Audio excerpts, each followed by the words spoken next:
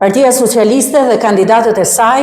nuk kanë asnjë vizion dhe asnjë program qeverisës, të vetmin mjet kanë propagandën dhe manipulimin me të vërtetën.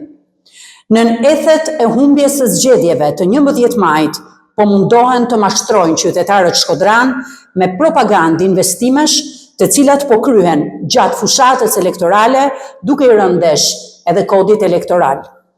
Ish nënkryetari I Bashkisë Shkodër, Onid Bejleri, si një Benjamin dhe besnik I Benet Becit, po përdor të njëjtën formë presioni dhe kërcënimi si lideri I tij, Edi Rama.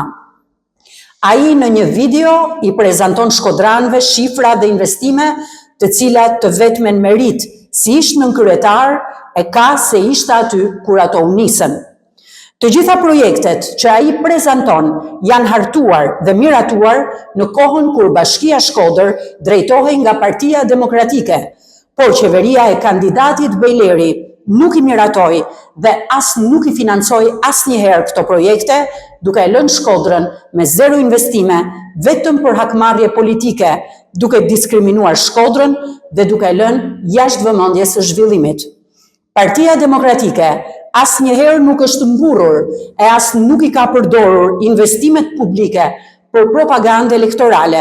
pasi Partia Demokratike është e vetëdijshme se ato janë merite vetme e qytetarëve shkodran, të cilët me mundin dhe sakrificën e tyre kanë qenë dhe janë kontribues në qytetin tonë përmes taksave të tyre.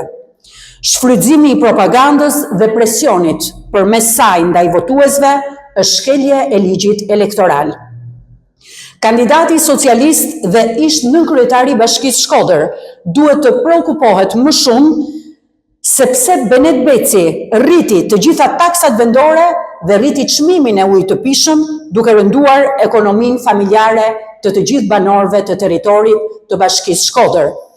Propaganda investimeve, fasad, me asfalte elektorale, të cilat dëmtohen pas pak muajsh, nuk gënjejnë më shkodranët të cilëve u ka ardhur në maj të hundës rilindja dhe fasadat e saj boshe.